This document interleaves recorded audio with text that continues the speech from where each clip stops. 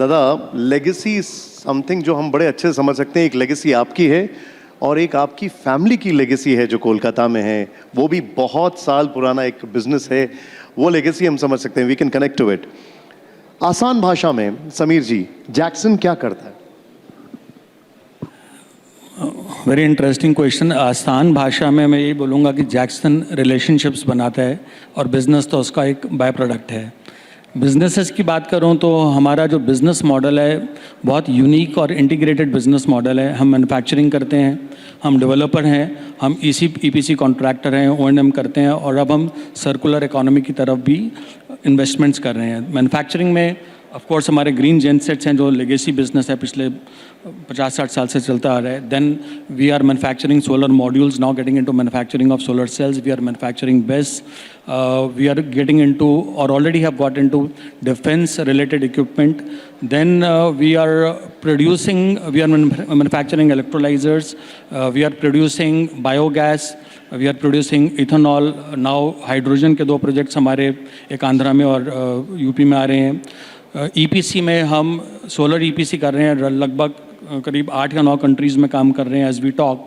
And that is significant part of the business. Though we are doing substation, transmission, metro, railways, now got into civil as well, water distribution. And plus as I said O&M के contracts भी हम लेते हैं related to renewable energy. Basically हमारी theme is sustainability. Whatever businesses we have got into EV, मैं आपको बताना भूल गया, we just got into EV. हमारा पहला EV अगले 4 या 5 महीने में is going to be on the roads, which is going to be a 3-wheeler cargo which is going to be there, as I said, on the roads very shortly.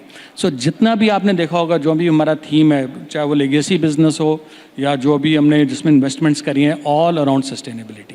Divorced, focused and very consumer centric profile. लेकिन India जब energy transition की बात करता है और net zero की बात करता है तो एक्चुअल ग्राउंड पे क्या स्टेटस है?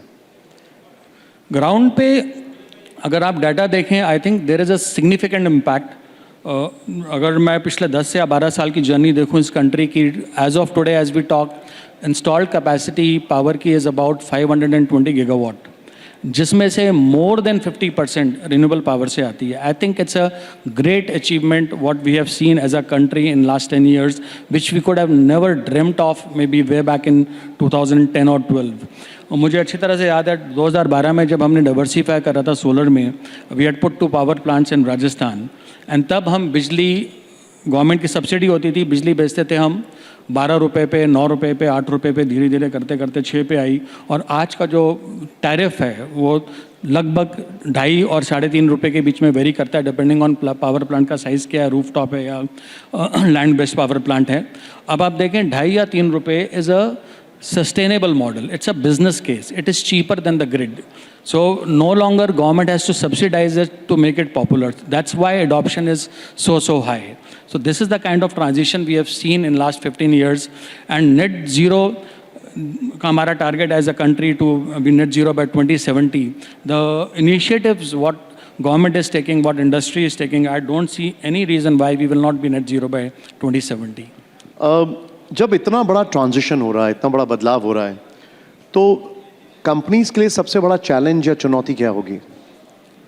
अगर मैं स्पेसिफिकली अपने सेक्टर की बात करूं, देखें fundamentally with every opportunity lies a challenge. Likewise in every challenge there is an opportunity. So अगर मैं रिन्यूएबल सेक्टर की बात करूं खासकर, तो there are challenges around execution on the ground. हमारे को लैंड रिलेटेड इश्यूज आते हैं, ट्रांसमिशन का हमारे पास इंफ्रास्ट्रक्चर उतना नहीं है जितना डिमांड है, which of course these are the issues which government is aware of, and as an industry and government we are collaboratively working to solve the issues. Then solar power या even wind power, if you of course I am sure everybody would understand, it's intermittent power. You can't store the power because अगर sun है तो ही power बनेगा या wind है तो ही power बनेगी. तो storage एक हमारा issue है जिस पे बहुत काम चल रहा है. Of course batteries की prices बहुत कम हो गई हैं पिछले 3 साल में specifically, but then we are again dependent on import for lithium. So उसके ऊपर भी we are trying to work as an industry what could be new innovations so that we have some different technology where we don't depend on imports of lithium on China or someone else. So I would say those 3 are the fundamental problems, followed by I think as a country हमारे को technology पे, R&D पे, innovation पे और focus ज़रूर करना चाहिए, जो शायद थोड़ा लैकिंग है, where our dependency on external world kind of becomes zero. I think if we can achieve that, that's going to be a great achievement for this country. So, Sameer ji, thank you very much and all the best. And big thank you for दादा. Thank you. लेकिन दादा आप मेरे साथ बने रहिए अभी यहाँ पर, क्योंकि अगर दादा हैं तो हम अगर बैट बॉल नहीं रखेंगे तो ठीक नहीं होगा. दिनेश मेरे सहयोगी, मैं उनको बुलाना चाहूँगा और मैं चाहूँगा ज़रा यहाँ पर वो एक मिनी पिच थोड़ा सा तैयार करिए. दादा प्लीज़ बी विद अस यहाँ पर. Thank you Sameer ji, thank you very much. Be with us sir. Thank you very much sir. दादा ये यहाँ पर इंटरेस्टिंग बात क्या है, इन आपके ऑटोग्राफ के साथ हम बॉल वहाँ पर करेंगे. यहाँ पर हर एज ग्रुप में दादा की फैन फॉलोइंग है. एवरीबॉडी, हम जब आ रहे थे everybody said we want a little piece of Dada. So this is what we can give it to them. नमस्ते दादा, कैसे हैं आप? बहुत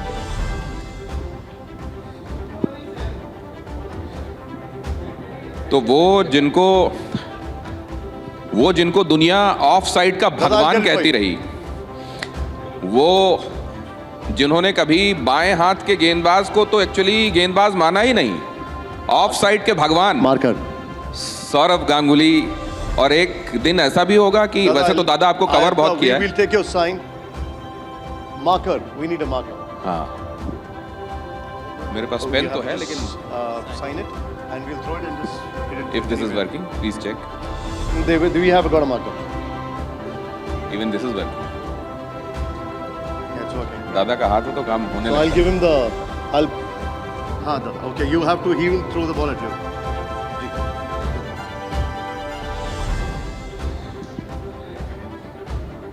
आप अभी अंपायर वाली भूमिका में हैं, आप बताएं. तो अब ये चुनौती मेरे सामने है. दादा को क्रिकेट में इतने बड़े नामों में से एक को मैं गेंद डाल रहा हूं जिसने गली क्रिकेट भी शायद अच्छे से कभी खेली हो. हाँ, पहले नो बॉल, ये इशारा भी हो गया. देखिए अंपायर से यहाँ बड़ी. You can take. Actually, it's a soft ball, so don't get afraid of it. It will not hurt you. So it's a soft ball. लेकिन दादा जब आप ऐसे खेल रहे होंगे तो बॉल तो इधर जाने के चांसेस ज्यादा होंगे, ऑफ साइड में, ऑन साइड में. Wow. Dinesh. और ये तो सीधे आपने अंपायर के पास ही फेंक दी. नहीं, अब ये बारी आपकी है. There, good. अच्छा. Good.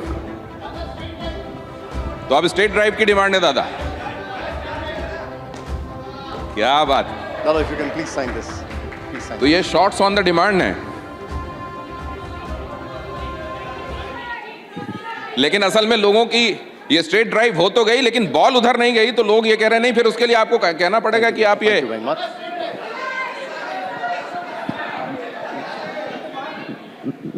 अब एक आप डाल रहे हैं एक बॉल. अच्छा,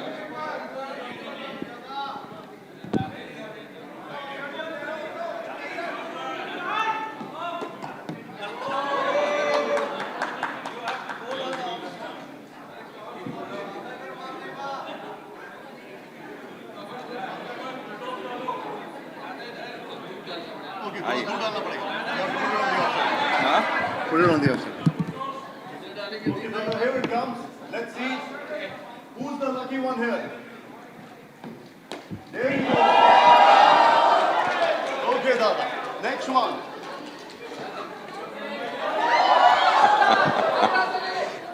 ड्रॉप कैच.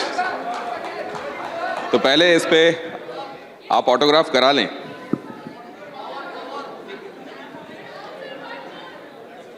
इकट्ठे ही करा लेते हैं ताकि फिर बाद में टाइम जाया ना हो.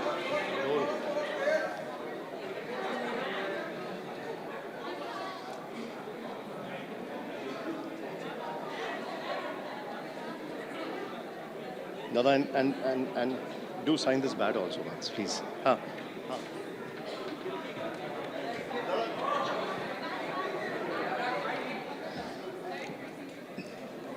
Okay, Dada. Last 3-4 balls, and let's see the lucky ones, Dada. Okay. Gaurav offside.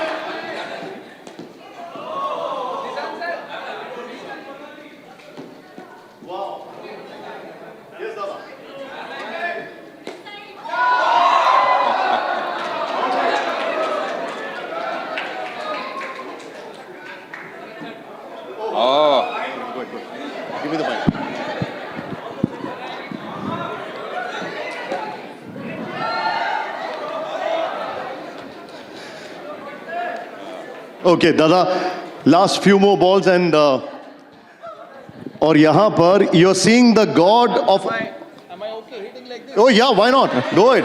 Go it. You get a sign with Dada, please. And they want a signature of yours. Please. Thank you, Dada. Wow. Dada.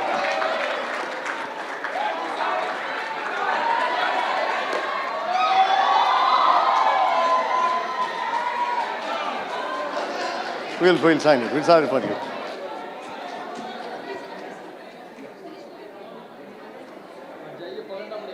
जाइए जाइए. आपके Yeah, he's a great coach also. दादा इस पे autograph है. You sign it. And honestly, हम सभी चाहते हैं कि दादा should also coach, because दादा, that team will be such a different team. Khair, there comes Dada. Yes. Wow.